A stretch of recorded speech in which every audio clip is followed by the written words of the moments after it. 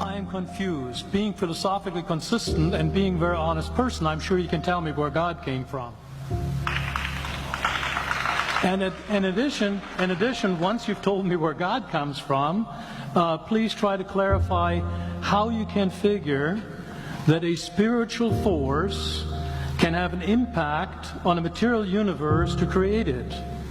I think that some years ago we already talked about that kind of thing in philosophical circles at any rate, by posing the question, if angels are made of spiritual matter and a pen is made of material matter and spiritual matter displaces no space, how many angels can dance on the tip of a pen? I have a sense of sort of reversal experience here, but please do, go ahead. You got 5 minutes.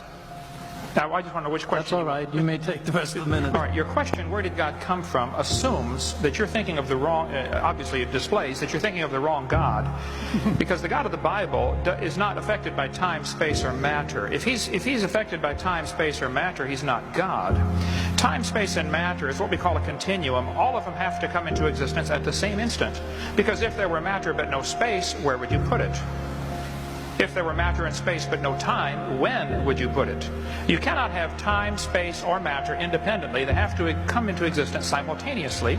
The Bible answers that in 10 words. In the beginning, there's time. God created the heaven, there's space, and the earth, there's matter. So you have time, space, matter, created a trinity of trinities there. Just, time is past, present, future. Space has length, width, height. Matter has solid, liquid, gas. You have a trinity of trinities created instantaneously, and the God who created them has to be outside of them. If he's limited by time, he's not God. The guy who created this computer is not in the computer. He's not running around in there changing the numbers on the screen, okay?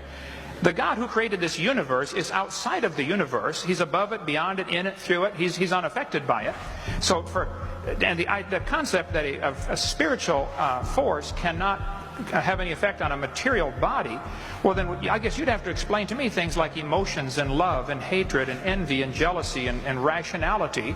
I mean, if your brain is just a random collection of chemicals that formed by chance over billions of years, how on earth can you trust your own reasoning processes and the thoughts that you think? Okay, so